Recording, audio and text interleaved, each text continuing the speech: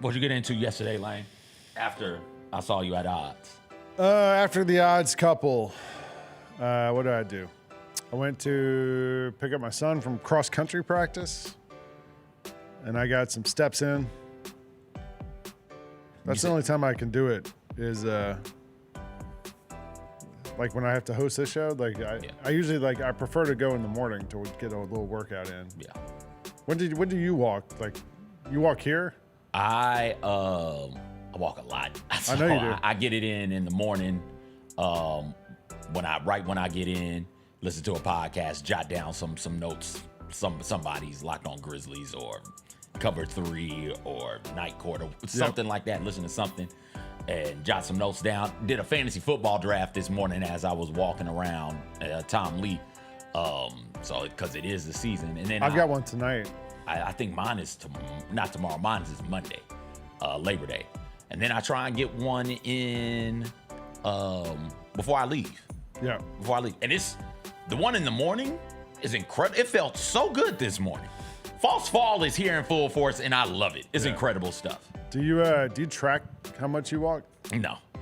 Just every day you just walk around. No need to track it. Just walk around, live life, enjoy the roses and the trees. I try to get 10,000 steps a day. Okay. But like the phone tracks it. The phone tracks it. The phone tracks it. So let me see what I'm hitting a day. 10,000 is good. Do you get 10,000 most days? Yeah. I mean, I have to work at it. You know, like I have to set aside an hour in the day to go walk. But I've done it every day for like 2 weeks now, 3 weeks. I don't know how to see the average here. Do it like by month or something like that. All right, let's go by month. I got 9,700 last month. There you go. I'm at 8,600 this month. 11,000, excuse me, one of these months. 11,000 again. 8,900. So I'm around 10,000 average out. I'm averaging like 11,000. Okay. Something like that. Nice. Good stuff. Try to get it in. Got to. And it's nice out. It clears my head, man. I opened the garage this morning and like cool air came in and I was like, oh my gosh, I should have worn a long sleeve shirt. I realized I should have made it's almost hoodie season. Almost hoodie season. I don't know, it's not going to stop Rosa. I bet you Rosa has on a hoodie today.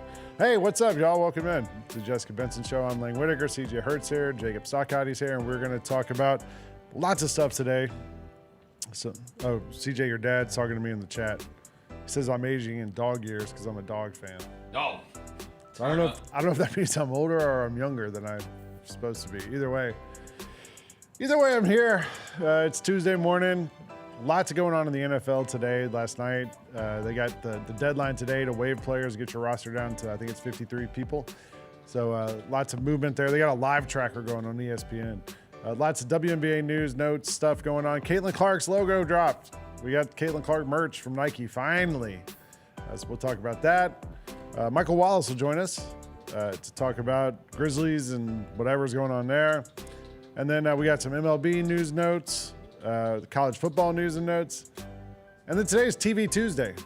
So lots of fun stuff to talk about there. My guys are in Fortnite. Beavis and Butt-Head. They're in Fortnite. I love those guys. All right. I guess that's it. You ready? Let's go. All right. Let's go. See you in a minute.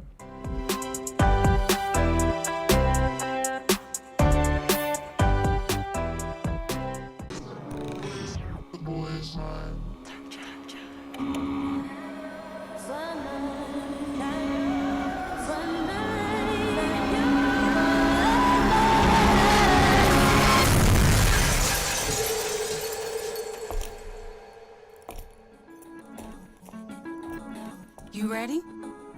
I've been ready. What are we waiting for? The boy is mine. Grizzlies fans know it's the team that gives you the edge. Big River Steel does too. And much like the Grizzlies have recruited legendary talent, we want you to be part of our team. Are you ready to be part of something legendary? Then visit www.bigriversteel.com. That's www.bigriversteel.com.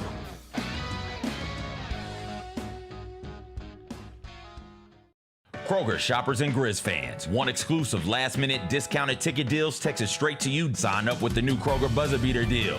Fans can sign up by texting Grizz to 636-479 or visit your local Kroger store in the Delta Division and scan the QR code. By signing up, you agree to receive recurring automated promotional and personalized marketing text messages from the Memphis Grizzlies. Consent is not a condition of any purchase. Message frequency varies. Message and data rates may apply. Shinedown. Dance Kid Dance Tour. Live in Memphis. FedEx Forum, Saturday, August 30th. With special guests, Bush and Morgan Wade. Get tickets now at livenation.com. Shinedown, live in concert. For more, visit shinedown.com. Sonic Radio. Welcome back to Sonic RNDIO. That spells radio with me, the CIO. This just in, the new Sonic $1.99 menu lets you build a crave-worthy meal for just $1.99 an item, whether that's a creamy shake, crispy tots, or a quarter-pound double cheeseburger. This just out. Ostriches. They're mean, not very cute, and in my opinion, way too big for a bird. Don't miss the Sonic Fun 99 menu. 5 items, always $1.99. Live free, eat Sonic. Tax not included. See menu for details. What about the hanging your hat on the defensive end? Where does that come from? And one thing my dad told me is if you want to get to the NBA, if you want to leave an impact, if you're a competitor like you say you are, you're going to be one of the best defenders on the court every time you step on there. He said you're not going to disrespect the game. You're not going to take it for granted. You know, this is not a right, it's a privilege. So go out there and compete every day. The Chris Vernon Show, live on weekdays at noon on YouTube at Grind City Media and the official Grind City Media app.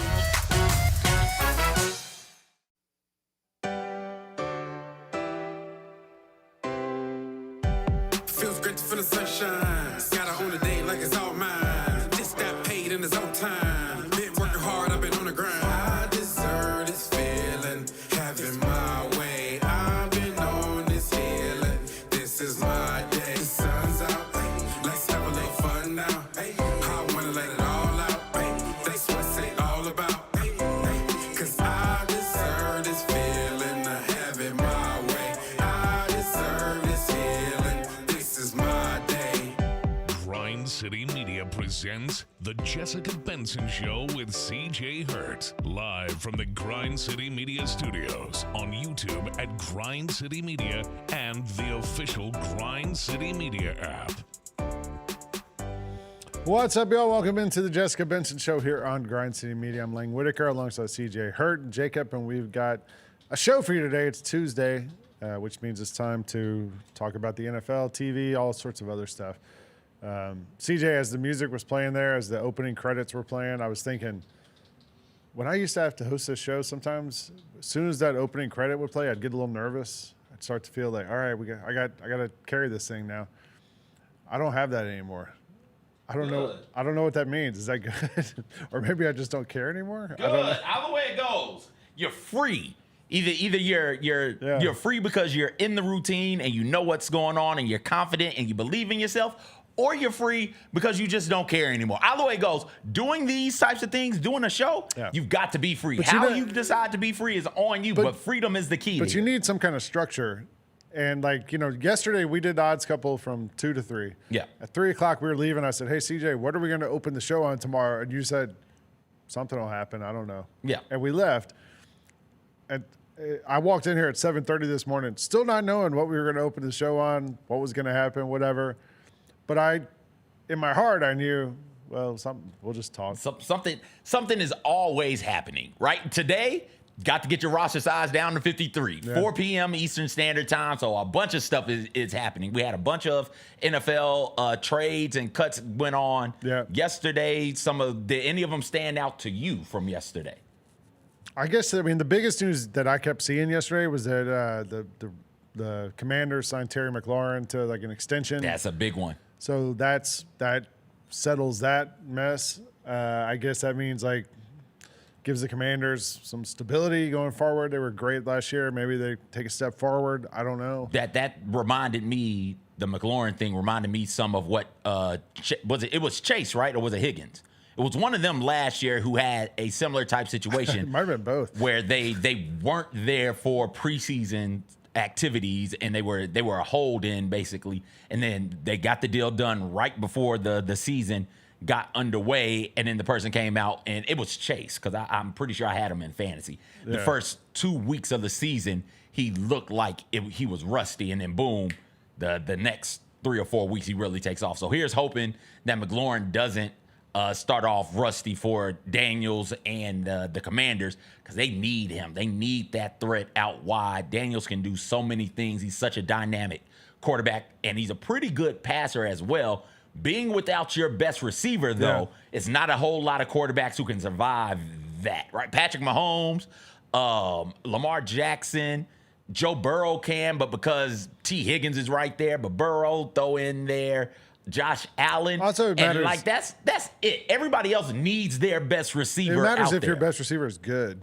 Like some teams you could be without your best receiver because they're not that. There's not much separation. There's not a good best receiver between 1 and 2. Yeah, he's good. So like that matters for Washington. I guess I mean if we're sticking in the NFC East, the other kind of news in there is that the Cowboys haven't settled the Micah Parsons things.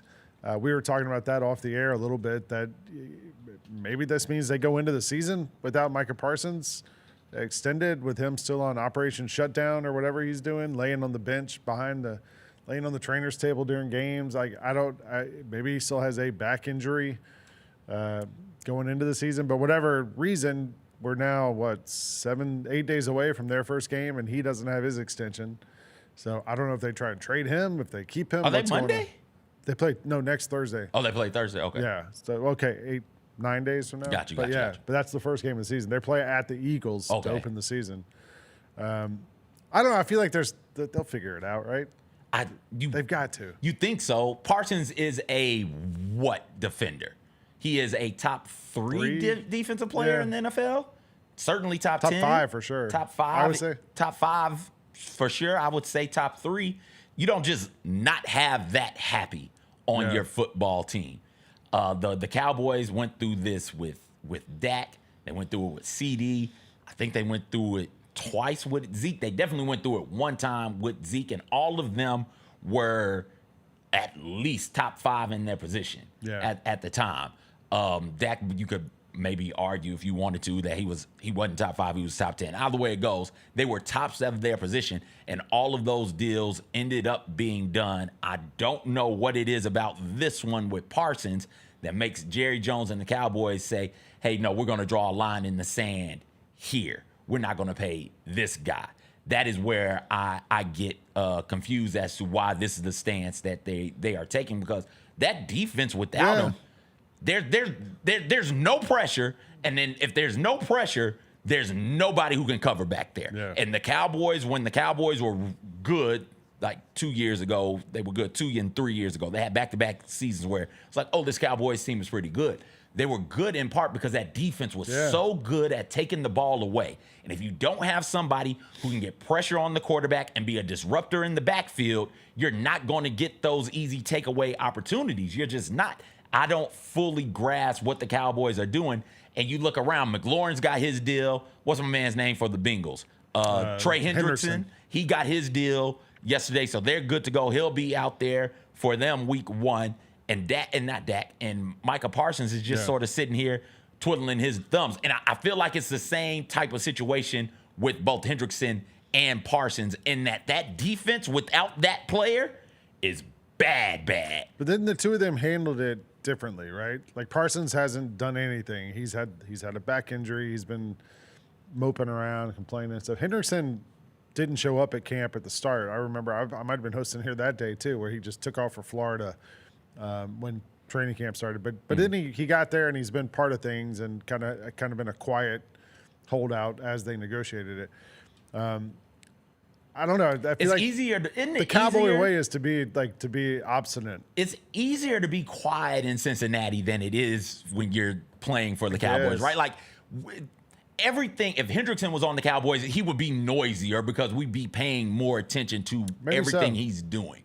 There are some people who are just noisy, and there are some franchises that are noisy because the owner or the coach or the general manager is noisy, and the Cowboys have the noisiest owner, I think, in professional sports over here. I can't think of anybody who talks more than Jerry Jones, who makes things more about him than Jerry Jones. Did you watch the Netflix thing about the Cowboys? Nah, I know all those stories. I did too. I didn't watch it. Yeah, we know all those stories. But man. we got a reality show about their cheerleaders. Like that franchise is out there. Like that's like the most public one of all of them. And I guarantee you, there's more media that covers the Cowboys than covers the Bengals, right? Yeah. So it's going to be a bigger story.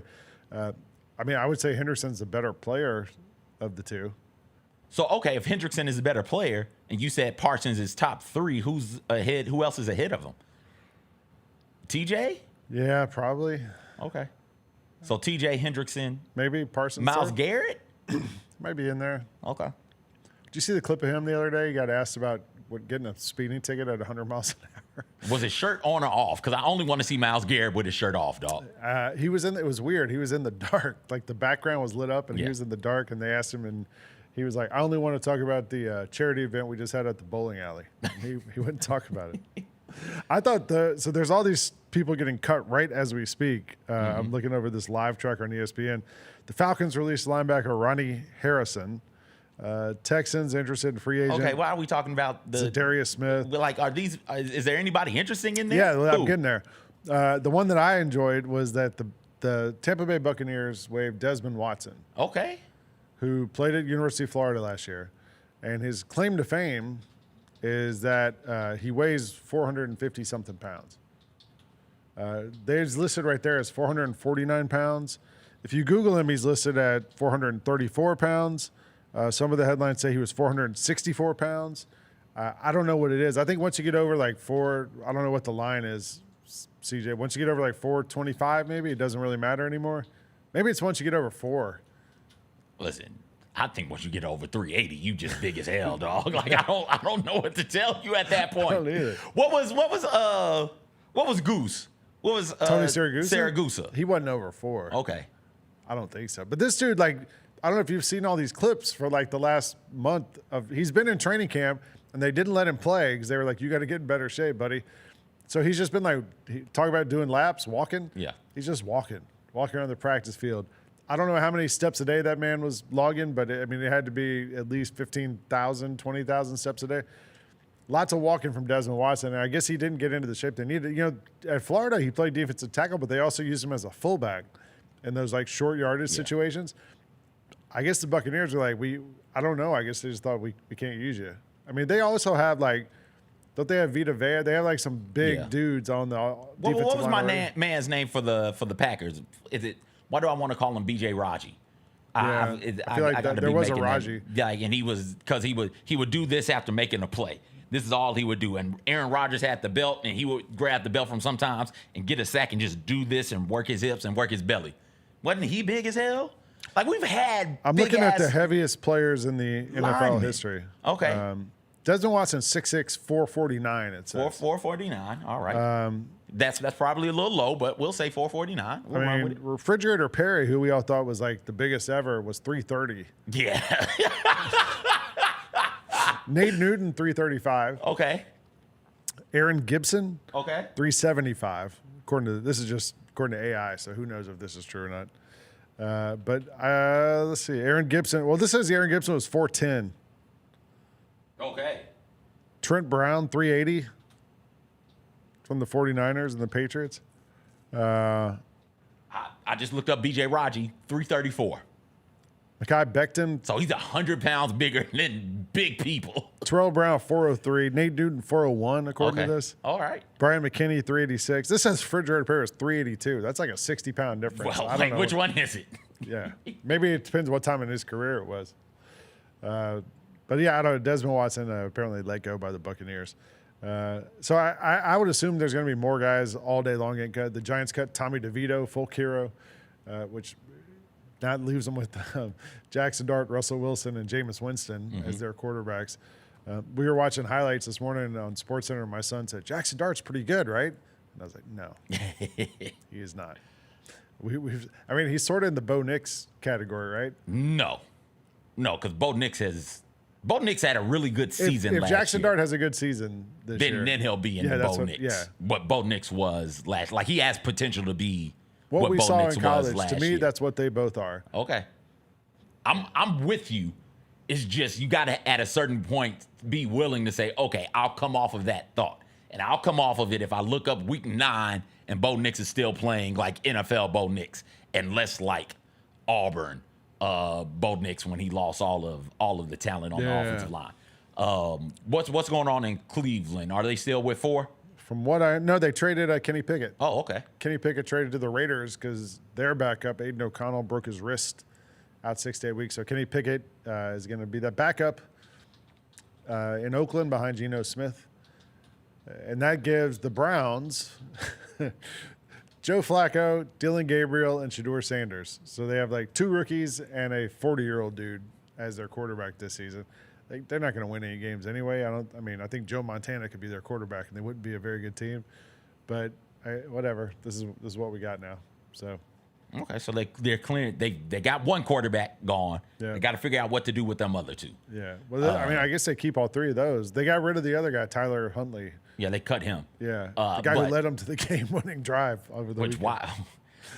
Why are you running 2-minute offense with Huntley to cut Huntley instead of somebody else? I mean, if anything, you'd be like, look, we're going to cut you. This is your last game. Go show out. Other teams can see what you're going to do. We're looking out for you. Yeah. Maybe one of those type things. And then if injuries Although if I'm him, I'd be like, man, screw this. I've been in the NFL. Like, people know what I can do. I'm Tyler effing Huntley.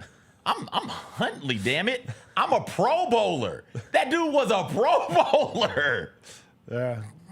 Which is wild. The Bills waived quarterback Shane Bushley, who completed 25 of 30 passes in the game. Like, some good players have been cut. No. Some dudes who played well in the preseason have been cut. Better way of saying it. Like, that's this time of the season. And then somebody picks them up, signs them on the practice squad, and they stick around and hope for a chance to make it. The NFL does stand for not for long. Injuries do happen. You got to be ready to go when your number's called. Corliss Waitman has won the Steelers punting job. He had interest elsewhere. The Saints had inquired about trading for him before the Steelers made the final decision to stick with him. Talking to me about a punter? Hey, it's the NFL, man. It moves the news needle. I don't know. There's stuff happening. They got a live blog set up on ESPN. It's like auto-updating with tweets from Adam Schefter about third-string offensive linemen I've never heard of getting waived and cut and all this stuff. So, I don't know. Keep an eye on it. See what happens. I guess we're waiting for the Micah Parsons news to drop. I think something's got to happen in the next 2 days. It doesn't. You would think it would to keep him happy, but it doesn't have to. He's under contract through the end of this season, and then next year they could just franchise him. I think Alan pointed that out. Somebody pointed that out in the chat that they can still franchise him next year. So this could go on as long as Jerry Jones decides to be stubborn. Yeah. All right, let's take a break. We'll come back. We got a lot of WNBA news to get into. Finally got some Caitlin Clark stuff from Nike. They've had her signed now for 2 years. Since college. Yeah, and we've been waiting on a logo, a shoe, whatever. We finally got something last night. So we'll take a look at that when we get back. You're watching the Jessica Benson Show here on Grind City Media.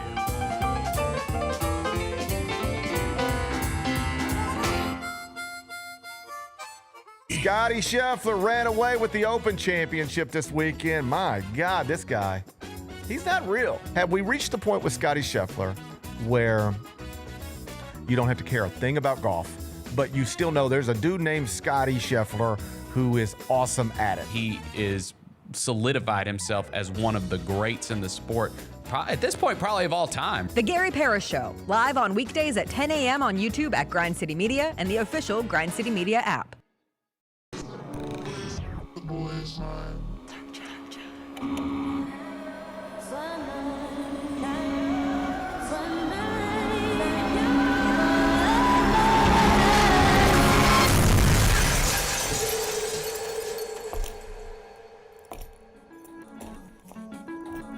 You ready? I've been ready. What are we waiting for?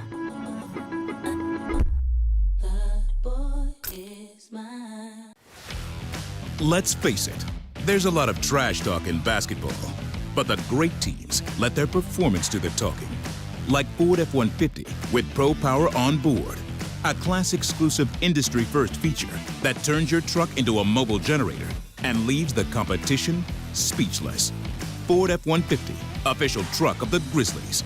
Greatness starts here at your Mid-South Ford dealer. Class is full-size pickups under 8,500 pounds, GVWR.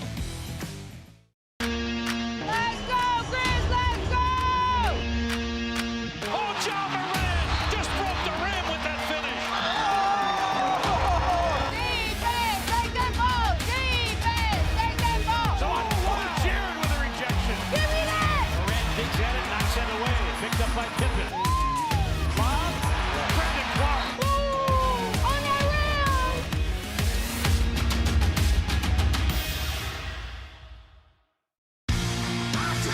Shinedown. Dance Kid Dance Tour. Live in Memphis. FedEx Forum Saturday, August 30th. With special guests, Bush and Morgan Wade. Get tickets now at livenation.com. Shinedown, live in concert. For more, visit shinedown.com. Catch us if you can at Southland Casino Hotel and win your share of up to $1.8 million in free play and prizes. Join us for drawings every Saturday in May, June, and July. Each month, over 900 winners will take home free play or drive off in a new car or motorcycle. Be there for all 6 grand finale drawings and try to catch us if you can, only at Southland Casino Hotel. Must be 21 up. Play responsibly. For help quitting, call 800-522-4700. Scotty Scheffler ran away with the Open Championship this weekend. My God, this guy, he's not real. Have we reached the point with Scotty Scheffler where you don't have to care a thing about golf, but you still know there's a dude named Scotty Scheffler who is awesome at it? He is solidified himself as one of the greats in the sport. At this point, probably of all time. The Gary Parrish Show, live on weekdays at 10 a.m. on YouTube at Grind City Media and the official Grind City Media app.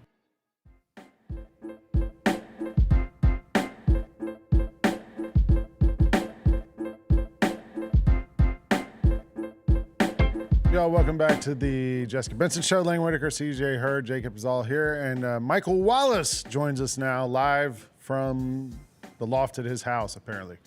What's up, Mike? How are you? What's going on, Lane? How you doing, man? We're all it's good the here. my house or your backyard, one of the two, man. I don't know. How excited are you? How excited are you about the Terry McLaurin news? I'm very excited. I felt like it was going to happen, just because you can't. Like you got to trust Daniels to have the kind of weapons that he needs to have, and McLaurin has been that. He's been that safety blanket. I'm glad they got a deal done. It wasn't one that was just astronomical, but I do think it was fair. And hopefully these Commanders can now turn a corner and regain that continuity they had last year. The NFL offseason is just so much drama, and there's all this stuff happening. Especially today, it's like cut day where all these guys are getting waived and cut and traded and all this stuff. The roster is going down. We're kind of in the opposite of the NBA offseason now. Everything's quiet.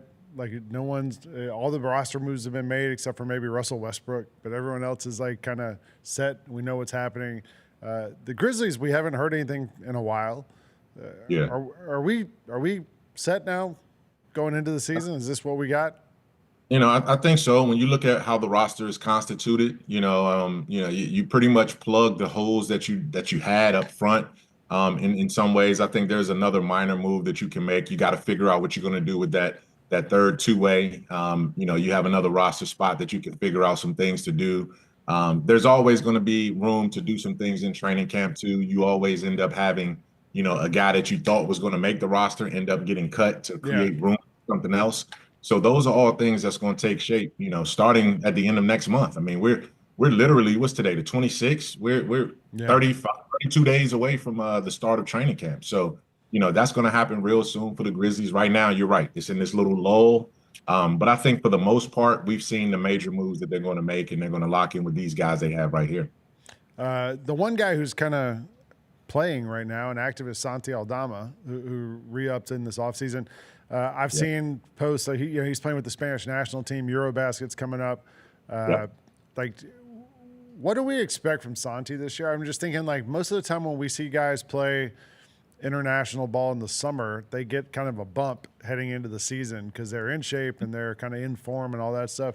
Santi comes off the new contract, comes off playing with the Spanish national team. Like, do we think we're going to get a new and improved Santi this season? Like, when you look at it, man, and I think, has he elevated to at least your stepson yet? I know Rubio was your son. He's full son. Santi's he's fully adopted. He's fully adopted now. Mihio, right. yes. All right, but the thing is, like, we sort of take Santi for granted because he's been around for so long now. But the truth of the matter is, he had a career year last year. Yeah. In points, rebound, like all across the board. He had a career season coming off the Olympics the year before that when he played for the Spanish national team. So, he's kind of incrementally added to his game. It's just that now you're waiting for him to turn that corner in the postseason, coming down the stretch and being that viable six-man type candidate. And I think this is the year he has to take that step. The Grizzlies have two guys that could contend, at least two, that should be in contention for six-man of the year, depending on how the roster shakes out. And it's Ty Jerome and Santi Aldama. And I think both of those guys are capable of bolstering that bench. And, especially early in the season, as you wait for Jaren Jackson Jr.'s situation to evolve and whether he's going to come back ready or not for training camp. And then obviously Zach Edey likely to miss the start of the season. So you're going to need Santi to be, a little bit of everything on that front line. I did. So we're reading tea leaves. I know it's the off season. We're deep in the off season. Like, I saw Jaren post something a couple weeks ago where he had on like a walking boot. Yeah. And then I noticed he posted something like the last 3 days where he had on two shoes. Mm-hmm. So I'm taking that as this is the stage of the offseason we're at right now, but I'm looking at that. I saw that little picture and I saw, oh, wait, there's two shoes here.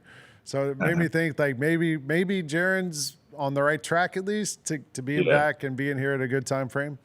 Yeah, he was in the boot during that viral photo that he took with Tony Allen and Kevin Garnett, right? So, people got excited because they were like, oh, Jaren's working out with KG again, and they're going at it there in the gym, and then he has the walking boot on. So that doesn't mean that he couldn't have been doing some rehab type stuff, but I doubt if they were going hard one-on-one scrimmaging from that degree at that stage of his recovery. Now, there's the minus the walking boot, and I know he's got his camp coming up pretty soon, and he wanted to be out of that boot for his camp and the appearances that he's going to be having to make for that.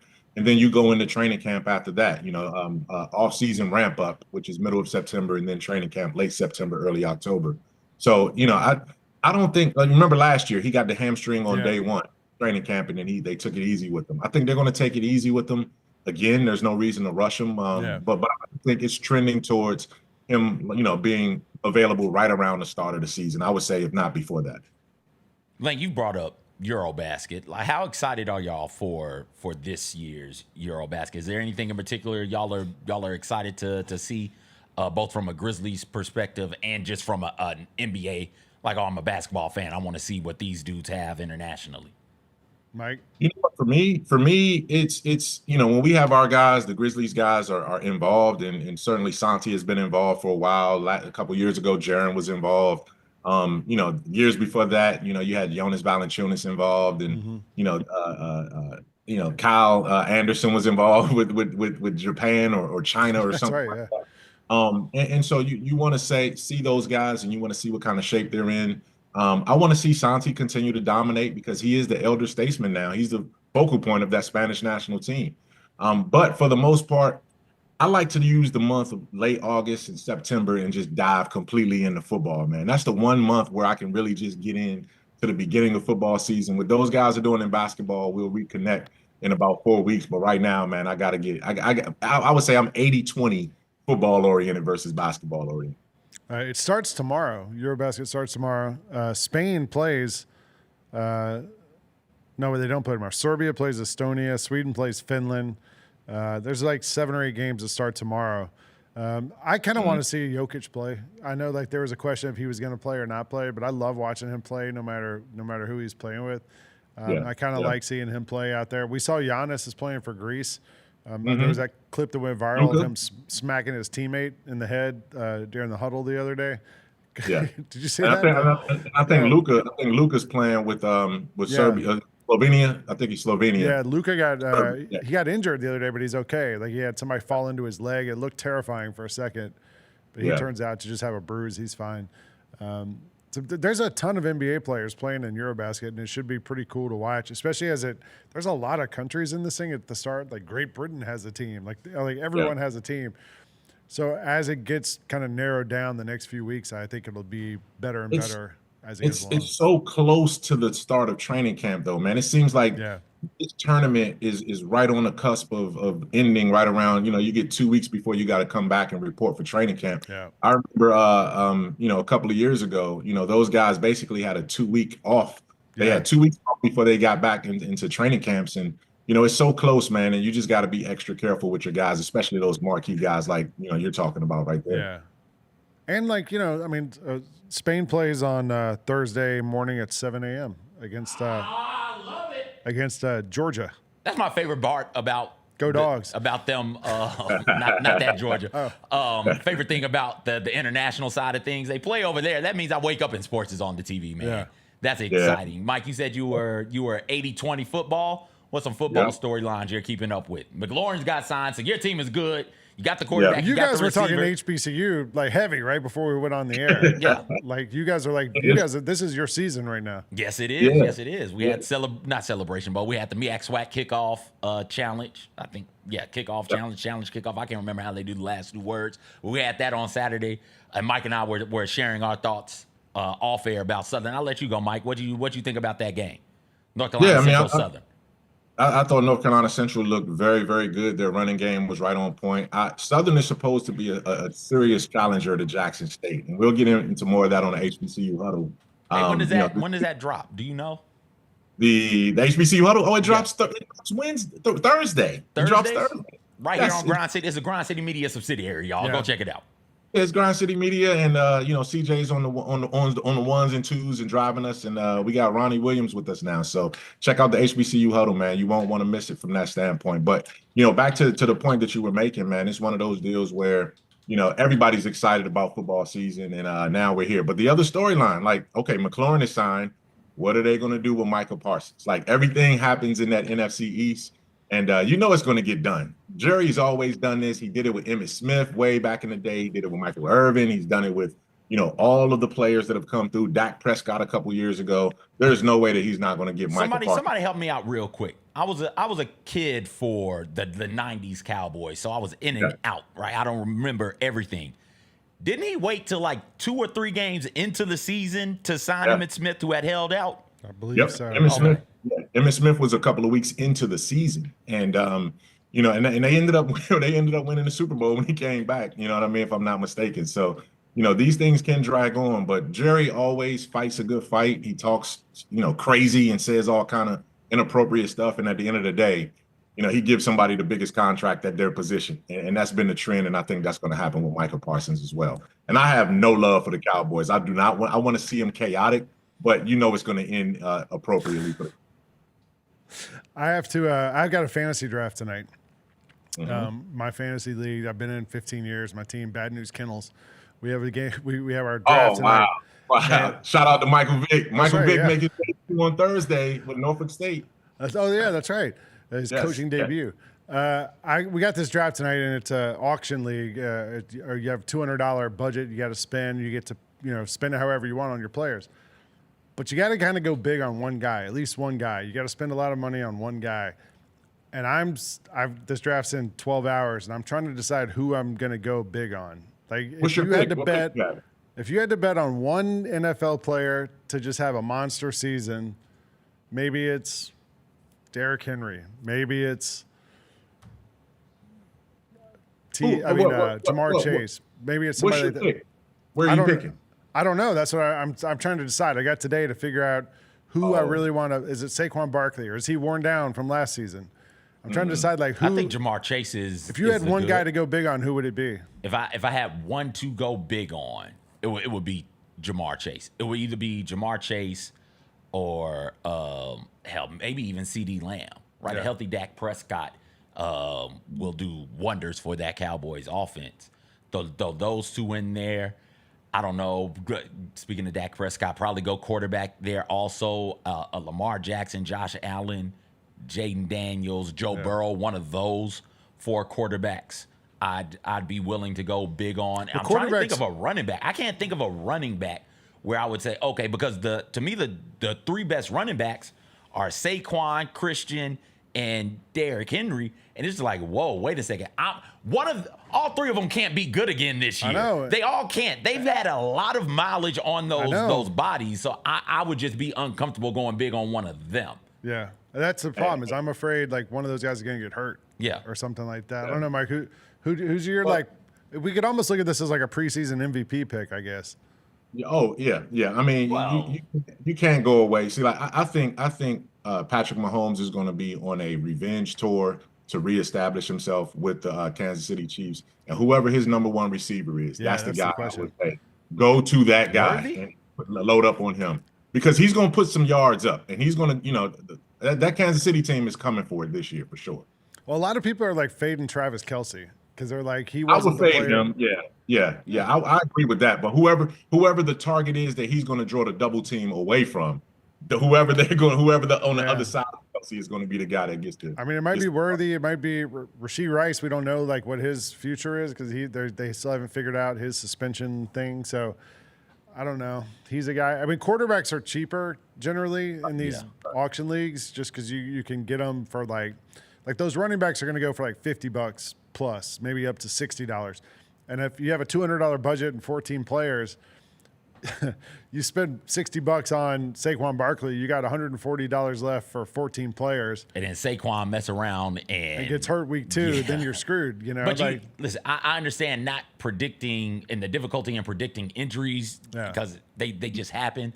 It's just the wear and tear on Saquon, man. Right? If I had the number 3 overall pick and Jamar Chase is gone, and then whoever the second best option is gone, and Saquon is sitting there, I'd think long and hard. I'd have to take him because it's like, okay, I'm gonna get Saquon. So, but it's not picks. It's like you have money. So you just I'm talking about picks though. But what I think my strategy is, you guys tell me what you think.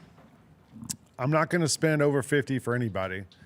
I'm going to try to get 2 running backs at like high 30s. So maybe like a James Cook from the Bills. He's somebody I kind of got an eye on. I want to I want to just try to like draft quality all the way through across the board, but not depth. And I don't think I'm gonna splurge on any one guy. I was thinking like receivers, like maybe go get like you could probably Lad McConkey, some guys like that. Tyreek, real affordable. Devontae Adams, real affordable. I've had Tyreek the last 4 years. Like I'm good with that one, but I've been on that train a few times. But Devontae Smith is sitting there. Calvin Ridley is somebody I was thinking about. Ridley is another one. I don't know what Nico is going for. I think he's going to go for a lot. He's top 10, but that's somebody that you could be interested in. You're going to have to pay somebody. I know. I feel like Jerry Jones. Like Nico might be a good high production player that you can get for a reasonable price. I've seen him like top 5 receiver in a lot of these things. So like he'll go for a lot. Mike, before we let you out of here. Speaking of running backs, man, the Raiders rookie, man. I know. Ashton Genty. I'm a little bit afraid of him though, just because he's a rookie. Yeah, but somebody's got to tote the rock, and somebody's got to be able to be a weapon on that team. So he's going to pick up yards. I would shy away from, Saquon just because I think Saquon loaded up last year, and I think they want to preserve him this year to make sure that he's ready for the playoffs. So I don't think they're not going to workload that guy early in the season. So you got to be careful with those guys. Before we let you out of here, Brevin Knight, our friend, tweeted this morning. He's playing in a golf tournament starting today, his first ever real golf tournament, and it's apparently like all former athletes. It was like Matt Ryan, John Smoltz is the commissioner of this thing. Like there's all these former players in there. What kind of how confident are you in Brevin, and what kind of money would you be willing to bet on Brevin to win this thing? Hey, you played with him, right? Like I've seen him play. I've been on the course watching him, and the intensity that the Brevin that we know as a broadcaster is a different Brevin when he's on the golf course, man. So he'll definitely he's cutthroat when it comes there. He's such a competitor that I take my chances with Brevin no matter what, because he's going to put himself in position to compete if nothing else. The best part about playing with Brevin is he, like you said, he's a total competitor. But the first time we played together, he texted me at like 11 o'clock at night and was like, hey, do you want to go play tomorrow at 7 or something? It was like no turnaround time at all. And I was like, sure. And then Brevin says, do you want to walk or ride? like in the golf cart. And I was like, well, I mean, given the choice, I would much rather ride than. But Brevin plays 18 pretty much every day, and he walks. That Just we the talked fact about that getting he steps asked in. you that- The fact that he asked you that question tells you, all right, I don't want to golf with this guy. Because if the option is he's going to walk, and you know that he's even asking that, then you know he's in shape and he's ready. To his credit, he was like, I said, I'd rather ride, and he was like, okay, we'll ride. So we rode. He was willing to ride, but I don't know. We're all rooting for Brev today out there on the golf course. Go get him, Brev. Absolutely. All right, Michael, thank you very much. We'll see you around the office this week. See you on the HBCU Huddle on Thursday. We're going to come back here. We still haven't got to the WNBA yet. We'll get to that, Caitlin Clark and all that stuff. And we got TV Do you Tuesday know what Brevin's tea time is? I don't. Okay. Let's find out. Yeah. All right. We'll be right back here on the Jessica Benson Show on Grind City Media.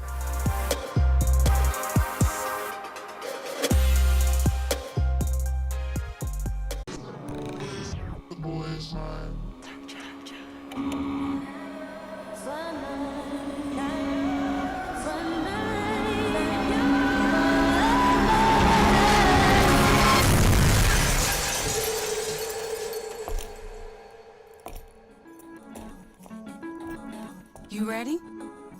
I've been ready. What are we waiting for?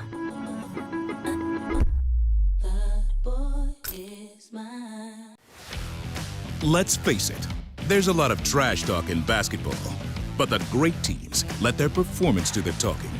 Like Ford F-150 with Pro Power on board, a class-exclusive industry-first feature that turns your truck into a mobile generator and leaves the competition speechless.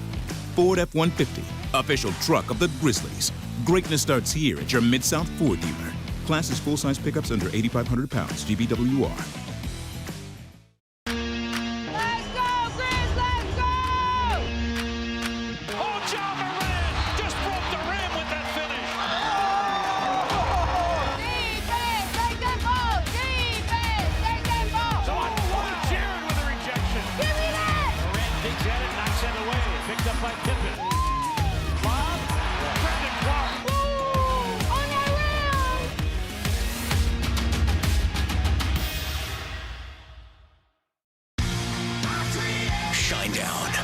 Dance Kid Dance Tour. Live in Memphis. FedEx Forum, Saturday, August 30th. With special guests, Bush and Morgan Wade. Get tickets now at livenation.com. Shinedown, live in concert. For more, visit shinedown.com. Catch us if you can at Southland Casino Hotel and win your share of up to $1.8 million in free play and prizes. Join us for drawings every Saturday in May, June, and July. Each month, over 900 winners will take home free play or drive off in a new car or motorcycle. Be there for all 6 grand finale drawings and try to catch us if you can, only at Southland Casino Hotel. Must be 21 up. Play responsibly. For help quitting, call 800-522-4700. What about the hanging your hat on the defensive end? Where does that come from? And one thing my dad told me is if you want to get to the NBA, if you want to leave an impact, if you're a competitor like you say you are, you're going to be one of the best defenders on the court every time you step on there. He said you're not going to disrespect the game. You're not going to take it for granted. You know, this is not a right, it's a privilege. So go out there and compete every day. The Chris Vernon Show, live on weekdays at noon on YouTube at Grind City Media and the official Grind City Media app. It's a massive weapon to have you pressuring the ball that far up. It wrecks offenses. Yeah, and a lot of people don't want to do it. I think that's the main thing. Like, who wants to pick up full court the whole game? And on the opposite end, who wants someone picking them up full court the whole game? It's annoying. So it's annoying, so I feel like that's why I like doing it, because, like, I wouldn't want someone to do it to me the whole game. It just shows how well-conditioned they are, too, because, like, damn, this dude will not stop. The Chris Vernon Show, live on weekdays at noon on YouTube at Grind City Media and the official Grind City Media app.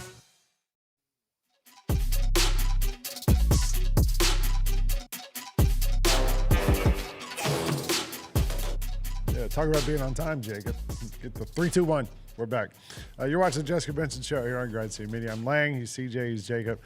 We are talking through your Tuesday, getting you ready for the day. And we talked about the NFL. We talked about the Grizzlies. We talked about some college football, some other stuff with Michael Wallace.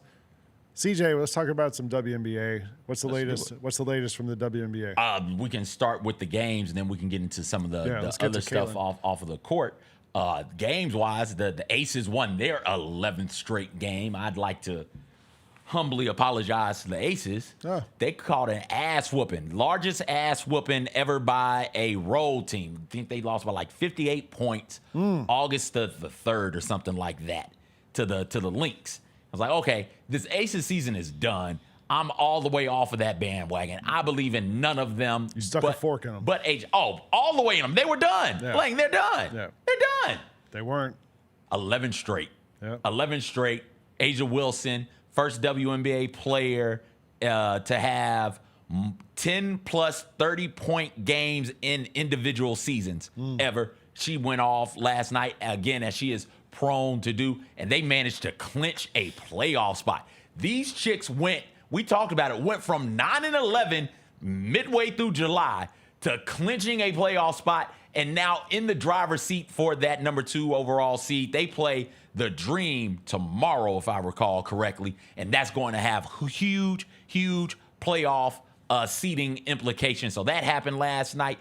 Breanna Stewart came back, thankfully for the Liberty, because they looked lost, hapless without her. So she came back last night. All she did in 21 minutes of action, 19 points. That's it. Let the team in scoring. Jonquel Jones. Before we get off the game. Aces, real quick. The Lynx are 30-7. Yes. But would you say the Aces are the best team in the WNBA right now? No. All right. I wouldn't go that far. I mean, right now. No. All right. If you get right now, you said Aces versus Lynx, 5-game series, who would you take? I'd take Lynx in 3? 4, Lynx in 5, maybe. It So would it's be close. It would be a close series in 4. Nobody's getting blown out. Nobody's running away with this thing. But like Nafisha Collier is back, and the Lynx are still really good. Best team in the W right now is the Lynx. The best, the most consistent. Yeah. The team who should be and is favored, rightfully so, to win it all. The Lynx. Now, Stewie is back. I thought that was the Lynx's primary challenger. The two teams met last year in the WNBA Finals. That was a heated back and forth series. It was great to sit down and watch just as a fan of basketball. The Liberty ended up pulling it out in part because they had Game 5 on their home court. Cough, and maybe some officiating helped them as well. But the Liberty ended up winning. I was like, oh, okay, we're setting up for a collision course here. And for most of the season, that's what it's looked like. And then the past month happened with Stewie missing games because of the bone bruise. She came back last night. It was against the Sun. I'm not going to get too excited about it.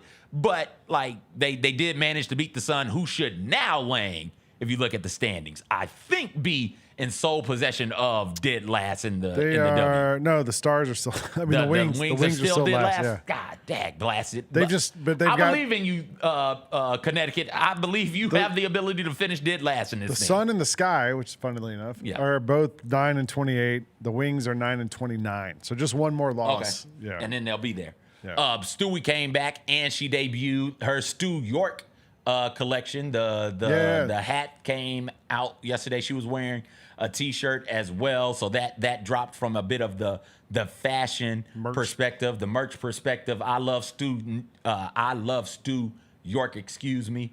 So that's pretty cool. She's wearing to those see. Puma driving shoes, but she's had a Puma deal for a while. She has her own logo and all that stuff too. Yeah. Speaking of own logos, you sent me this. I would have missed this had you not sent it. No, you would have seen it. Come on. The Caitlin Hive would have been all over it. I just saw it early because I'm on the Sneaker Hive. Yeah. Nike announced their Caitlin Clark logo. We still don't have really any idea of the shoes or anything else, but they've had her signed since she came out of college, basically. She wore the Kobe's at Iowa the whole time, and she's been wearing Kobe's in the NBA. She's kind of one of the faces of the Kobe line, and they've said they were going to give her own shoe. And then they came out with the Asia Wilson before this season. That's kind of been like their main thrust in the WNBA. So we finally got the Caitlin Clark logo. Can you throw it back up, Jacob? What do you think of this logo? CJ? I think it's fine. I think it's cool. Is there a middle name C? Because there's a C in the middle of the logo. So you got the two C's, the big C's, and then if you look right in the middle, there's a third C. I think Nike in their press release for this said something about. Her middle name's Elizabeth. Okay, so what Nike was saying is that middle C is the one that connects her to the fans. So it's Caitlin Clark with the fan connection in the middle, I guess. She likes it. I love it. You know it's going to sell like hotcakes. Like you said, this shirt is coming out September 1st. I think the first shoe drops October 1st. I think either the first shoe or the full line. I don't think drops, it's the first shoe. Then the clothing line drops October 1st. I mean, we haven't even seen like a leak. Like normally you see leaks of shoes like months ahead of time. Like we were seeing the Ja 3s a couple months ago. I mean, Ja wore them in the playoffs. Like normally there's some sort of like hint of what it's going to be. We haven't seen anything of Caitlin Clark's shoe. So, like, nobody really knows. That logo was, like, totally under wraps until yesterday, and all of a sudden it just dropped everywhere. So they've done a good job of, like, keeping it quiet. But, like, man, it feels like Nike's leaving a lot of money on the table by not getting a Caitlin Clark shoe out there over the last 2 years and letting her, like, her fans, she has crazy fans. They would go buy that shoe. I mean, yes, and like her fans are still here. And it's only grown. It's not like she's losing the sports market and the not just sports, but the culture, the pop culture market. If anything, she's continued to grow this year, having played minimal games in the WNBA. So if you're a Nike exec, I think you're banking on and betting on the fact that she continues to grow in popularity. Yeah. And then when the shoe drops, boom, you're able to strike while the cast iron is hot and ride that wave all the way through. And I think it is a good strategy, fair strategy, where it's, okay, we'll drop Asia to start the season. And we'll do that to start the season. And then towards the end, we'll come out with the Caitlin Clark stuff. And not just towards the end of the W season, but we talked about it. I can't remember if it was on air or off air, but the popularity of Sabrina's shoe in the NBA. So we can do that, drop the Caitlin Clark shoes later in the season towards the beginning of the NBA season, and then they'll rock the shoe as well, and we'll be able to ride all of that popularity to a pretty significant financial gain. I kind of thought they would make her the Kobe person. Like now that, like, because after Kobe died, like there was no real, and he stopped playing, then dies, and then there's no like. DeMar DeRozan was kind of like the unofficial Kobe guy in the NBA. He would wear them every night, but he wasn't like officially the face of the Kobe brand. The new Kobe commercial just came out with his daughter in it, but Jalen Brunson's in the commercial too. He wears Kobe's every game, so you think maybe it's kind of Kobe's, that Jalen Brunson's going to be the face. He's not going to get his own shoe, so maybe you make him that. But Caitlin's been wearing them for years. You would think maybe connecting them would be something big. I get why, like, you don't want to rush it out, you don't want to screw it up, all that stuff. I just think, man, it's been a long time. It's been 2 years now. You would think they would have, like, Angel Reese has her own shoe now. They were in the same draft class. You would think you'd get one out right away as soon as you could, but like, it is what it is. The Reebok doesn't have near the clientele doesn't have near money.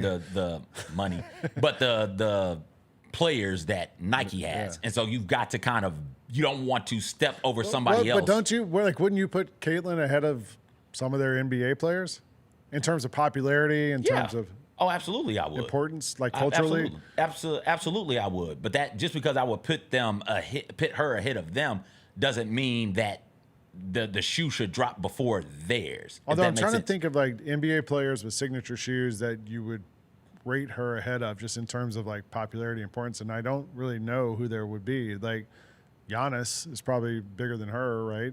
Worldwide. I don't think so. Worldwide, maybe. KD? I can't do worldwide. Ja?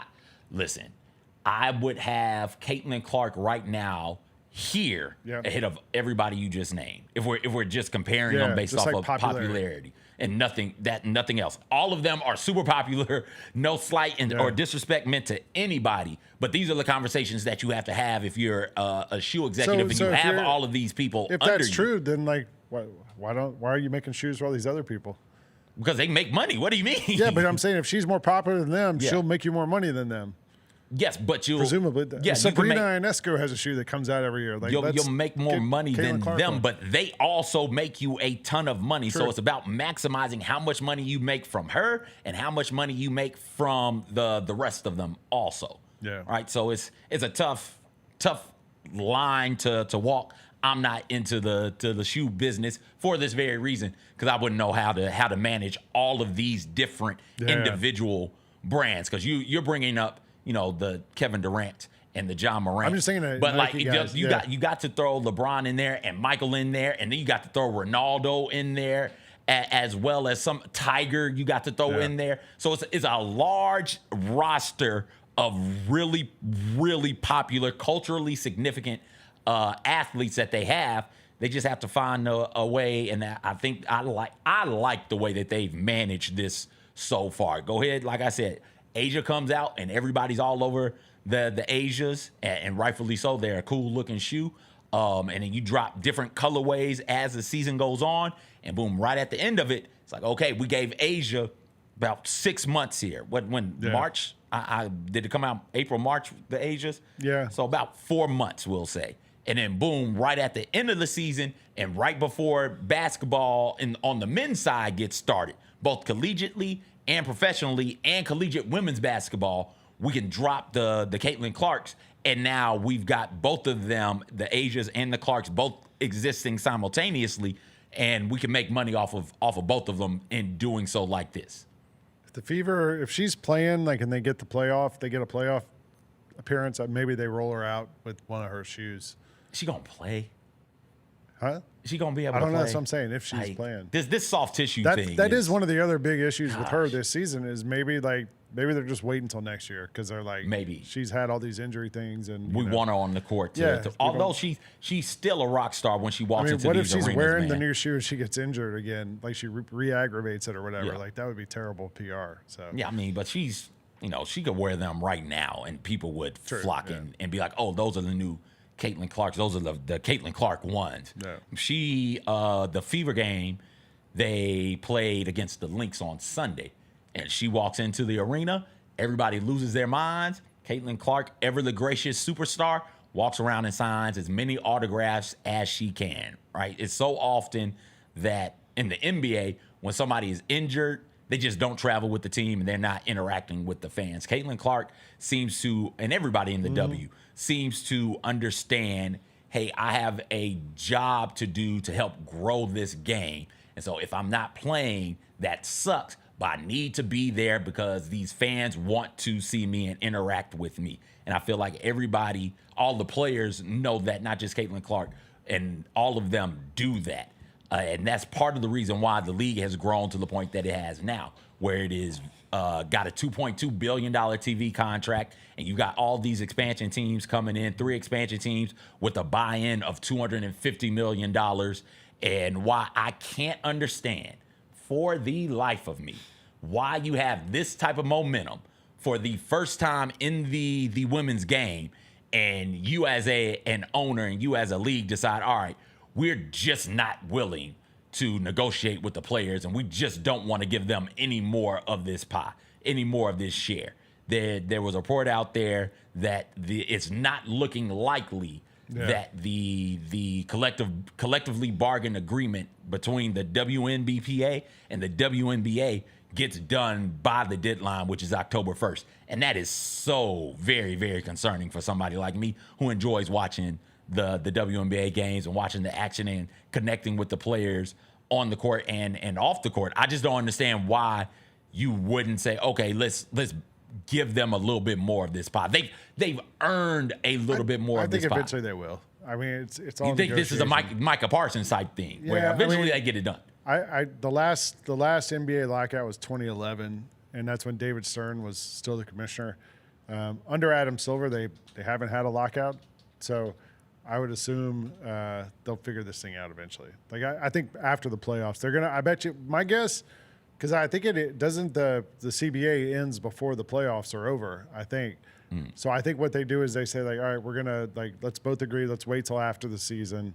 They wait till after the season, then they have 4 months or whatever to negotiate it, figure it out before. I hope so. I hope so, because they met during All-Star weekend, and Nafisha Collier and Breanna Stewart were the representatives, and they left saying, yo, they're not serious. They don't. We couldn't negotiate because they wouldn't talk to us in good faith. Yeah. It's ridiculous that the women are getting 9% of the pie. Yeah. And you're saying, okay, well, they only get 9% because of the risk involved in the WNBA as a new league and the way that it has been run in the past, and the interest hasn't been what it is now, and the debt that's built up. but you just got a TV deal for $2.2 billion.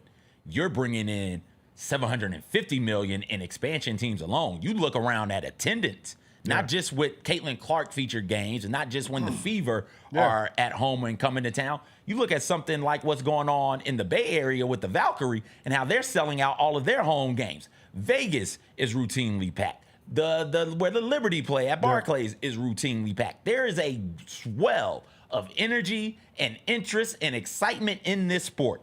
And if you are willing to let that go, you're shooting yourself in the foot. You're preventing it from growing.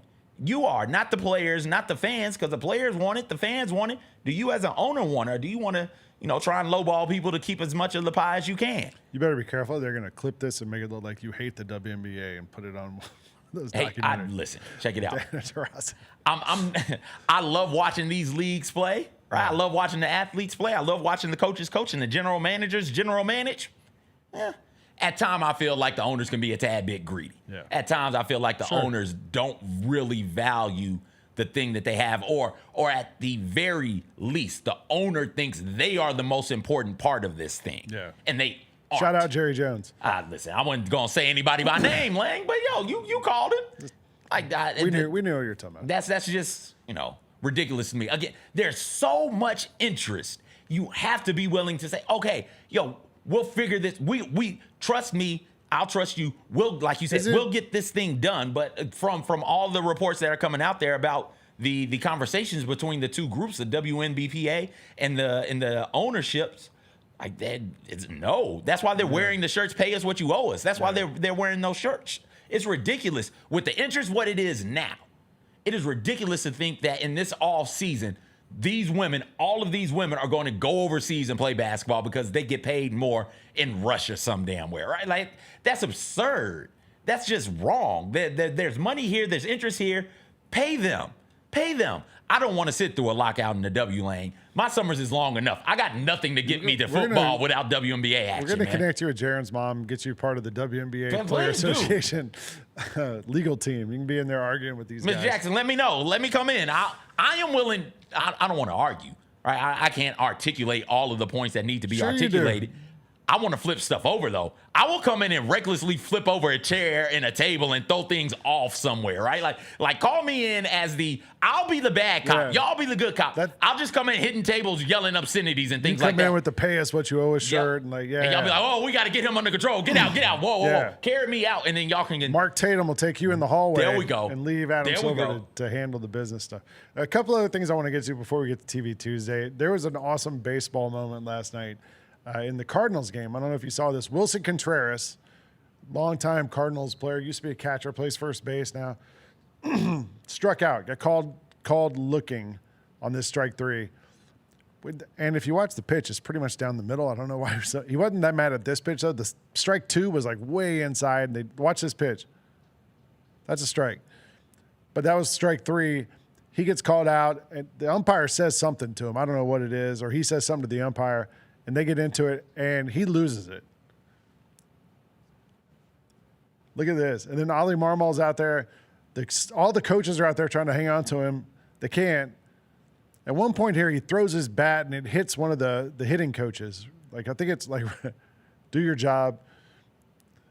Right about here. Yeah, right there. Boom. Hits the coach with the bat.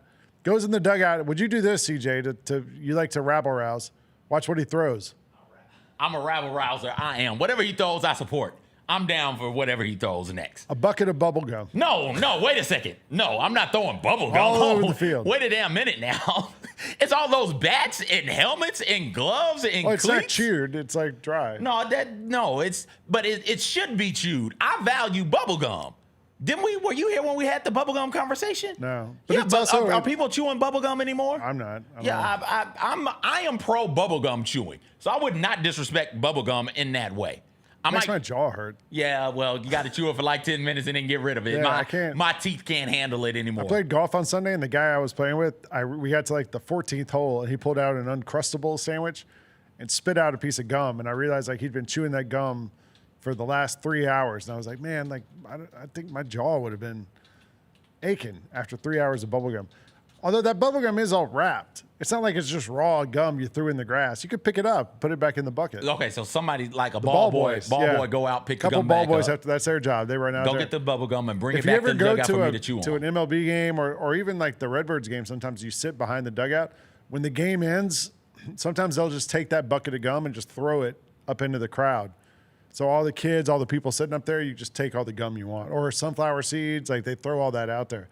In the Braves game last night, I noticed Matt Olson, first baseman, there was a play at first base, whatever. He throws the ball back to the pitcher. He reaches in his back pocket with his non-glove hand, pulls out a handful of sunflower seeds and just throws them in his mouth. But I was thinking, well, that means he just has raw sunflower seeds. Just getting it He's just in. got pocket seeds. That's it. Pocket seeds, I don't know. That feels a little uncleanliness. Is he? Yes. Is he spitting out the shell, shell? yeah. Okay, so it's still in the shell. Yeah, but the shell's shell is been in in his the mouth. pocket. Yeah, and it's been in his He's pocket. got a pocket all shells. types of sweat and stuff like Yeah, that popping off. right by the butt. God It's in the forbid back pocket, God too. forbid he slides. Yeah. A lot of was the game in Atlanta? No, it was in Miami. Hot. Even worse, swamp ass. That's right. You got the swamp ass going on. You got some pocket seeds. I don't know about those. Trust his booty crack a whole lot more than I trust mine. I'll tell you that. Before we get out of baseball, Ron Washington came back last night for the California Angels. Los Angeles Angels of Anaheim, returned. Oldest manager in baseball, 73 years old, had quadruple bypass surgery. A couple of months ago, they mentioned that he was going to be out, and they didn't really say why. They said there were some health things. Turns out he had quadruple bypass surgery. One of the great characters in baseball. If you ever go find, like, when he was the Braves assistant coach the last few years, they let him talk to the media all the time, and he would say the most outrageous, crazy things, and it was so much fun to have him as part of it. Awesome development coach, and that's why the Angels brought him in even at 71 when they hired him, I think, because they had a young roster. They want somebody to develop him. So, but he's back for the first time yesterday, and hopefully he stays healthy and sticks around. All right, you want to take a break? Let's take a get it. break. We'll get back. A couple other things. We got TV Tuesday to get to. I'm going to ask you what you were watching. I'll get to it. Okay. Jessica Benson Show here on Grind City Media.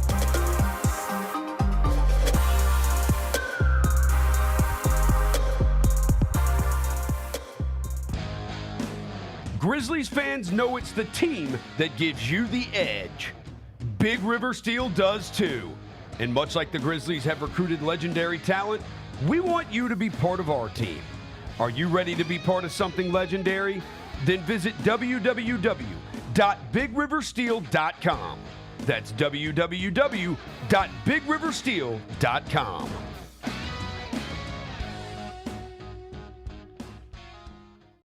Kroger shoppers and Grizz fans. Want exclusive last-minute discounted ticket deals texted straight to you? Sign up with the new Kroger Buzzer Beater deal. Fans can sign up by texting Grizz to 636-479 or visit your local Kroger store in the Delta Division and scan the QR code. By signing up, you agree to receive recurring automated promotional and personalized marketing text messages from the Memphis Grizzlies. Consent is not a condition of any purchase. Message frequency varies. Message and data rates may apply.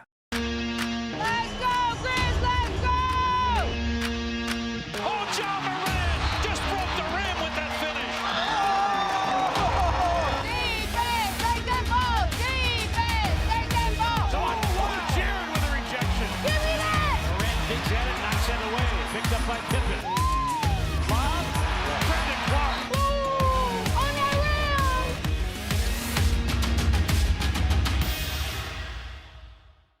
Sonic Radio. Welcome back to Sonic RNDIO. That spells radio with me, the CIO. This just in, the new Sonic $1.99 menu lets you build a crave-worthy meal for just $1.99 an item. Whether that's a creamy shake, crispy tots, or a quarter-pound double cheeseburger. This just out. Ostriches. They're mean, not very cute, and in my opinion, way too big for a bird. Don't miss the Sonic Fun 99 menu. 5 items, always $1.99. Live free, eat Sonic. Tax not included. See menu for details. When were you fine being a role player? I always think of myself as the star player because I'm doing stuff that guys don't want to do. I'm making winning plays. The whole goal of this game is to win basketball games. I think of Alex Caruso, he's a star player to me. Drew Holiday is a star player to me. Yes, indeed. TA is a star player to me. You know First what I mean? team. Yeah. The Chris Vernon Show, live on weekdays at noon on YouTube at Grind City Media and the official Grind City Media app. Scotty Scheffler ran away with the Open Championship this weekend. My God, this guy, he's not real. Have we reached the point with Scotty Scheffler where you don't have to care a thing about golf, but you still know there's a dude named Scotty Scheffler who is awesome at it? He is solidified himself as one of the greats in the sport. At this point, probably of all time. The Gary Parrish Show, live on weekdays at 10 a.m. on YouTube at Grind City Media and the official Grind City Media app.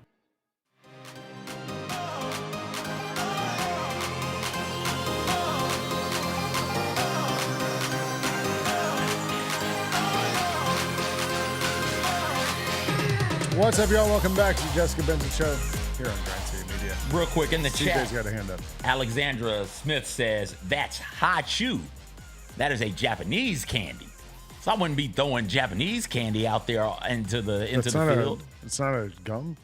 I don't. That according to Alexandra Smith in the chat, she's saying that's some sort of Japanese candy, Lane. I just clicked on High Chew. Yeah. Japanese Laffy Taffy. Well, now there's High Chew gummies. Okay.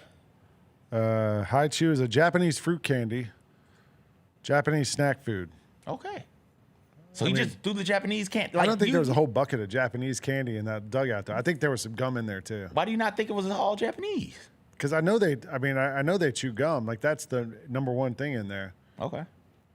I mean, remember, you used to just be like chewing tobacco all over the place. Guys had those. That's why we had the big league chew when I was a kid. There used to be, that was the thing, and now it's become like candy and gum and sunflower seeds are still big.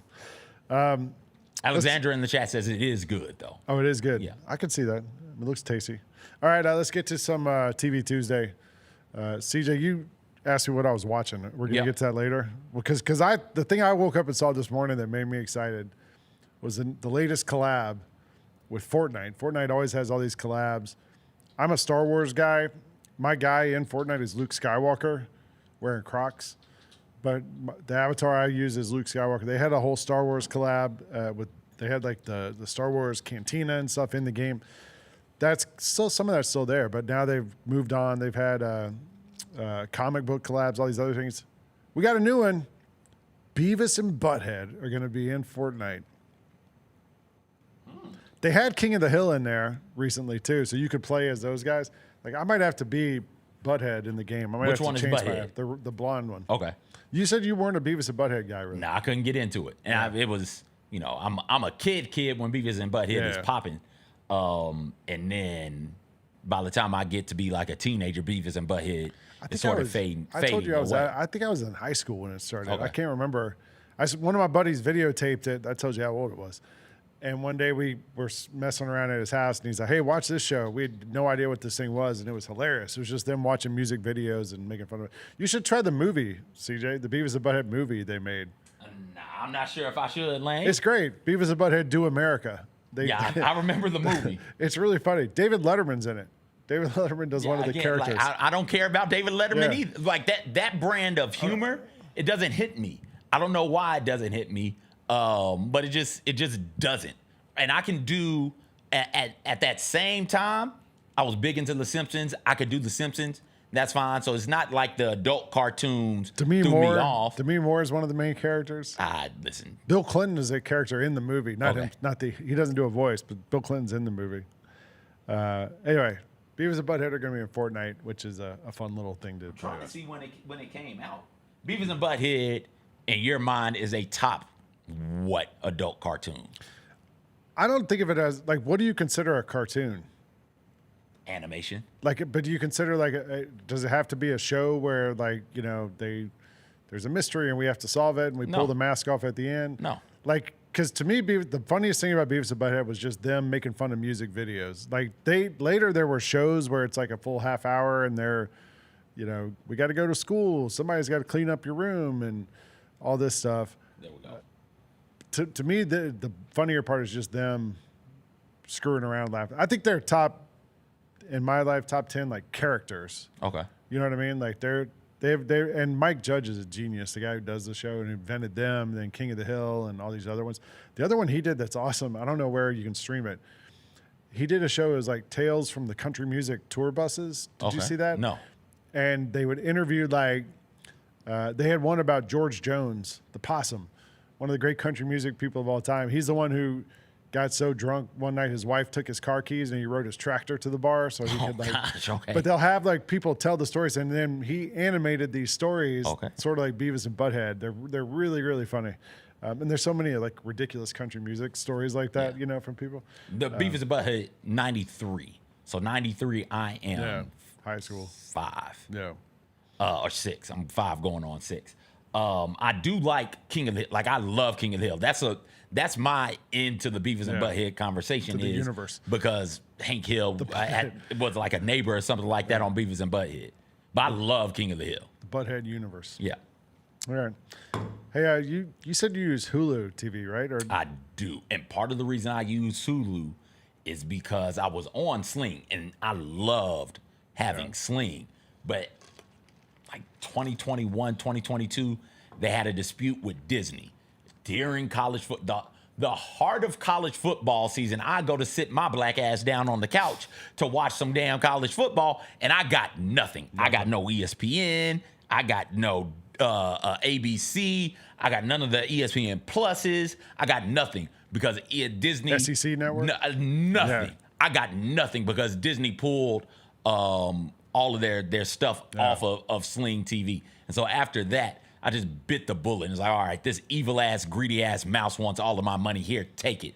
I'll go to Hulu. At least I know I'll never have to worry about losing Disney and or, more importantly, ESPN. Yeah. So that's why I'm over at Hulu. But YouTube is going through the same. YouTube's going through it with Fox, man. And this is awful for the consumer. Well, clearly they're doing it right now. Obviously. Because Saturday's Ohio State, Texas on Fox. Yeah.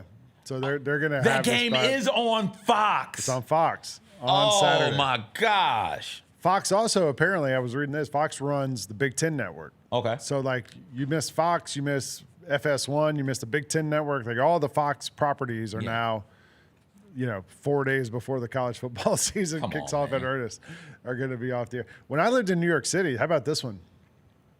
The big cable company there, I think, was Time Warner Cable. Yeah.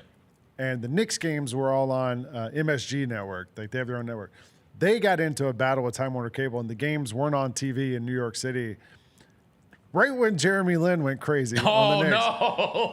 All of Lin's sanity was not on TV in Get New out York. of here. And that's why it was like such a big deal, partly because you couldn't just turn on the TV and watch Jeremy Lin go crazy. You had to either go to a game or go to a bar and watch it because people would get it on satellite or whatever. So, like, I went to a bar with guys a couple of times. I'm not even a Knicks fan, but this Jeremy Lin thing was happening. I'm like, I got to keep an eye on this. So we went to bars just to watch Jeremy Lin play and watch Lin's sanity happen. I would assume there's no way this drags on, this Fox YouTube thing. I mean, the NFL season's like 2 weeks away, too. Like, that's half the NFL is on Fox, too. So, listen, this weekend might be a wash. You might need to be there's looking no around. way, man. Texas people would storm that place with pitchforks. You might need to look around and try and figure out where else you can watch this game at if you got YouTube TV. I have cable. You can come to my house. You gonna invite all of Longhorn Nation to your house? I only know one. I only know one Longhorn fan. Okay, I don't know a lot. Probably know. I know a couple of Ohio State people too, but all right. Somebody's. I mean, they don't need to watch the You're game. gonna have to go to somebody's house with cable. It sounds like cable, Hulu, Sling, something DirecTV, something not YouTube TV. Yeah, I like this. I hate when this stuff starts popping off this time of the year, man, because you know what you're doing. Both of you know what the hell you're doing. YouTube and Fox know what you're doing. Can you just watch this with an antenna? If you got one, it's on Fox. If you've got listen, the antenna I got, it's digital antennas. It's not like the it's not the rabbit ears. So I hate having to use the Does antenna. it work though? Barely. Can't you watch in HD with the antenna if you have a good enough antenna? They're all HD. I haven't antennas. had an antenna in 30 My years. issue is I've got an older home, so it is brick. Yeah. And I can't put the antenna anywhere in the house. You're gonna be up on the roof Saturday morning. Well, no, I'm not, because I got the Hulu. I'm gonna be in my house and watch it. I have to hang it outside of the window to try and get some type of a signal. So it's not fun using the satellite, but you can. Theoretically speaking, you can absolutely use the satellite to get your college football antenna. Get your college football, and then get your NFL next week. All right. Well, I think they'll figure it out. I don't think there's any way. I bet you this is solved by Saturday. That's my guess. I will take that bet. I bet it doesn't get solved. No, but before Saturday. They'll solve it. I'm almost because they didn't solve it when I went through it on the sling. They didn't solve it. I just lost that Saturday of college football. I lost that Saturday of college football. I think they got it done. This is the biggest Saturday. I think they got it done like the Tuesday or Wednesday or something like that. So this is a huge deal. I think they'll solve it by then. I hope so. I hope so for all the college football fans out there, man. You know, there's like a million of these docuseries now on about all these different football teams. There's one about the Chiefs that's on ESPN. There's the Hard Knocks is still on. Like, there's so many of them now that like it's almost like too much that we've seen. There's another one coming out, but you don't watch this one? No.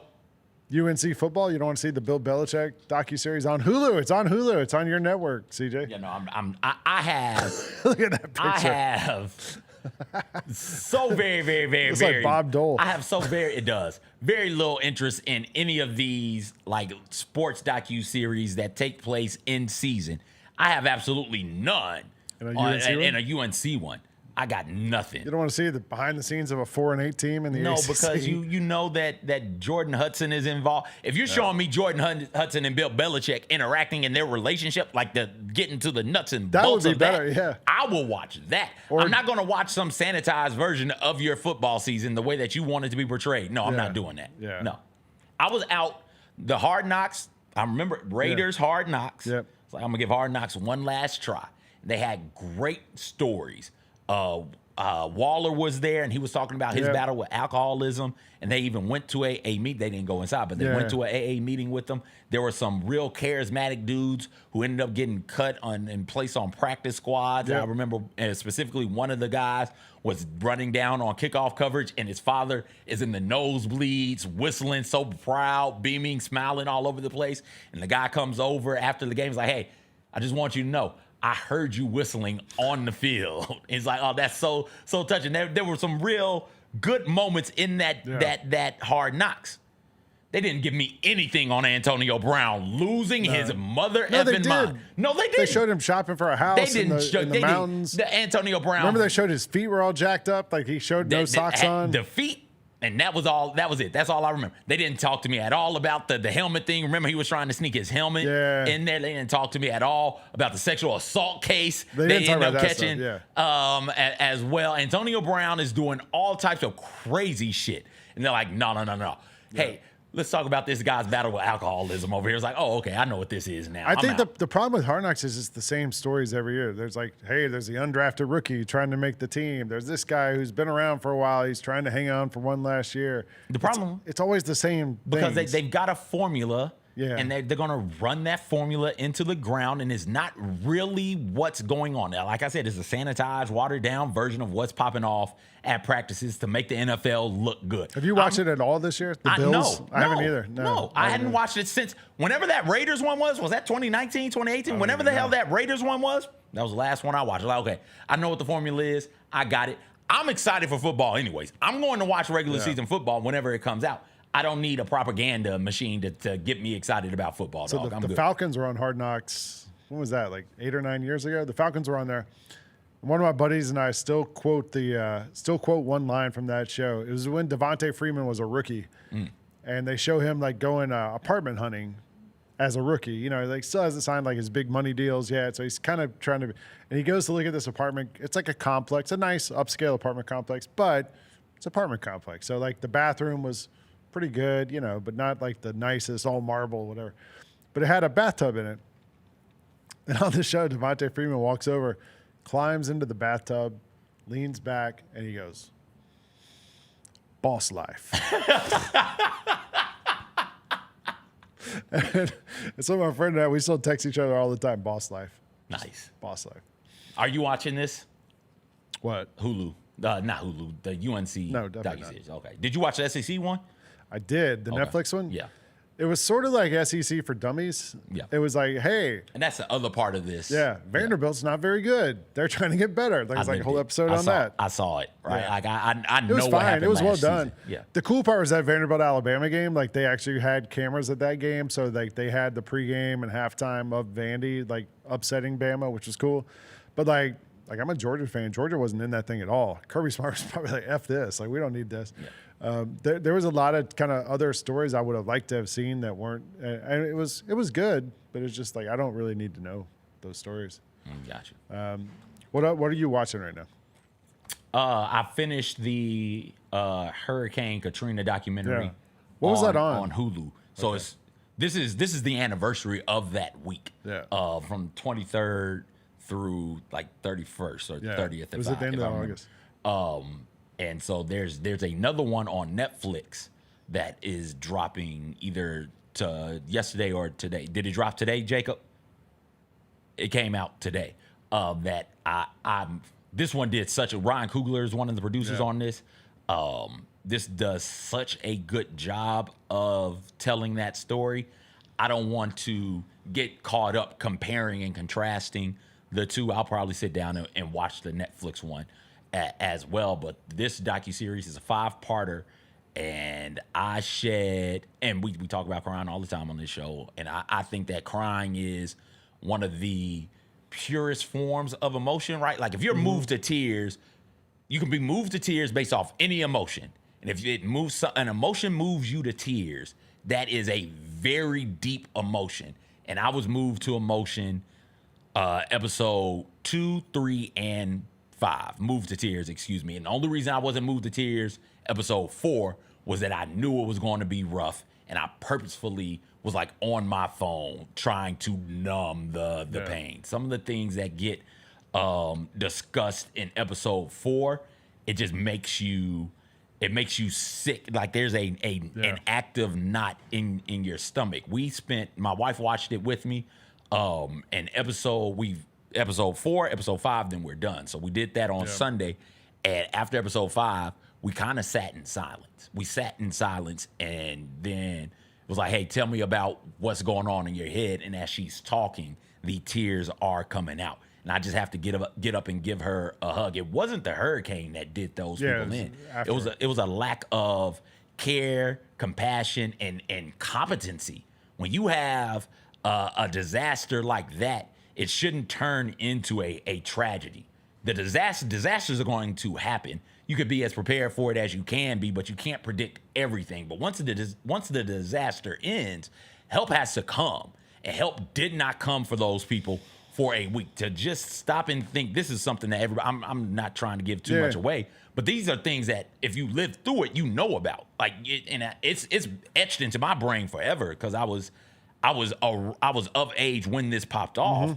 And just imagine, right? Something happens in Memphis, it's destroyed. There's nothing you can do. Somebody tells you, hey, just cross the bridge and go to West Memphis, Arkansas. They got you. You're good to go. And you're like, great. That's what I'll do. After waiting 4 days for help to come, help's not coming. Just walk over there. They got you. You'll be good. And you get on that bridge, and police officers with guns pointed to your face take another step and we'll murder you. We'll shoot you. We'll kill you. We're not aiming to maim. We're not aiming to injure. We're aiming to murder you as you're trying to get help. That is just so hard to sit through. And then you stop and you realize, all right, that they lost thousands of people. People died. Millions were displaced. One of the largest forced migrations in this nation's history. But then you stop and you think, okay, everybody didn't leave. And some of these people died just in their homes on their own. We talk about it from a race standpoint, and there's a place for that conversation.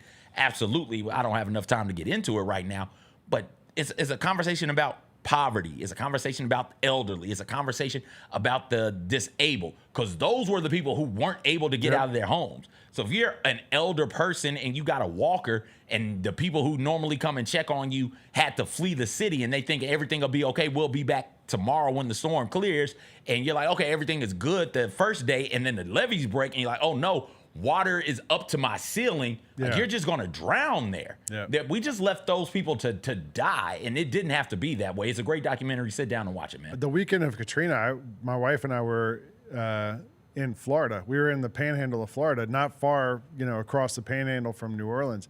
And as Katrina was like coming across the Gulf of Mexico, we were a couple hundred miles away, and it was still like the craziest looking storm you've ever seen. It took up the whole of Gulf of Mexico. It was unbelievable. We were like, wow, we're not even near where it's going to hit land. I told you this yesterday though. When I was at Slam, I was working at Slam Magazine at the time, and the Hornets moved to to Oklahoma City that year. Remember, like that was the first time Oklahoma City had the NBA. The Hornets played there all season until I think it was like March or April. 8-9 months later, they finally had a game back in New Orleans for the first game back. They played the Nuggets. I remember as Carmelo Anthony was playing, and I covered the game for Slam, so I flew back into New Orleans to go to that game, and this was 8 months after. And you fly in, and like every house is covered in a tarp. And then I have a buddy whose brother lives in New Orleans, so I called him, and he was like, "Yeah, I'll take you around and kind of be like your guide of the city and what's happening." And so he came and got me, and we were driving around, and every house, I'm sure this is in the documentary, you're talking about people straying in the house. Every house had this thing sprayed on the front of it. Mm-hmm. It was like a circle with like different code, and it meant that they had checked that house for dead people, and there were no people in that house. That we know this one's all right. Maybe we haven't gotten to these houses yet, but this house has been checked. That house has been checked. I mean, that was 8 months afterwards, like it was still a mess. And I know a lot of ways you can say New Orleans is still trying to like recover from all that stuff. And what that recovery looks like, that's what the last episode kind of tries to highlight. It's okay, we left home, we expect to be able to come back. And then it feels like New Orleans is trying to keep certain people and make it more difficult for certain people, the poorer people, the poor community, to get back so they can grab that cheap land and then they can develop it and get some more people with more money to come in here, businesses and things of corporations, not local businesses, corporations and things of that nature. I got a couple shows for you to watch. Let me go. Number one, let me hear. Do not watch Untamed on Netflix. Not good. It's sort of like if they did True Detective on the Hallmark Channel. Got you. Not very good. Eric Bana's in it though. He's like the main guy. Got it. But it's set in national parks. So there's lots of scenes of like mountains and stuff, but it's not very good. Chris Harrington tipped me to Department Q on Netflix. Okay. It's a British detective show. It's really good. Oh, that's come across my feed. So my wife and I banged that one out, finished it, and I asked on Twitter like what other shows people would recommend. And a few people told me to go look up Broadchurch from like 10 years ago. Okay. It's on Amazon Prime. It's 3 seasons long. It's Olivia Colman, who's amazing, the actress. She won an Academy Award. David Tennant, who was on, I think, Doctor Who later. But it's a really good show. It's 3 seasons of that. I'm on season 3 of that now. And I gotta squeeze all this in now. Yeah. Because you got football starting next week. Once football and basketball, like baseball no playoffs, more TV. WNBA playoffs. There's a ton. U.S. Open's going now already. So there's a lot of stuff coming up. So I'm trying to squeeze everything in now. But Department Q and Broadchurch are both really good. I'm into those. I'll take whatever you got after that. You like Peacemaker? You into that? Yeah, I watched it. I'll talk to you guys in the chat tomorrow about Peacemaker. You like it or not? Just give me a thumbs up, thumbs down. Season 2, right? Season 2, episode 1. I mean, I'm kind of like this with it. I'm curious. It's drawing me in. There's some themes there that I thought we decided as comic book viewing people, y'all were tired of. And so I'm curious to know why you wouldn't be tired of it used here, but we can talk about that later. All right, we'll talk about it later. All right, that's today. We got you through Tuesday. Keep an eye on the live thing on ESPN to find out who gets waived and who doesn't. The NFL cut downs are happening. We'll be back here tomorrow. We'll probably talk about who's left, what teams are figured out their future, what teams have not, what players are available. What else happens on Wednesday on this show, CJ? I just show up. That's a problem for tomorrow, CJ. Right, I'm not worried about tomorrow, that. Tomorrow, CJ is going to solve all that stuff. Today, CJ. Today, Lang. We're going out of here. Appreciate you guys hanging out. Stay tuned. Gary Parrish starts in 25 minutes. Appreciate you guys. See you soon. Oh, D'Angelo who? D'Angelo Williams is coming on.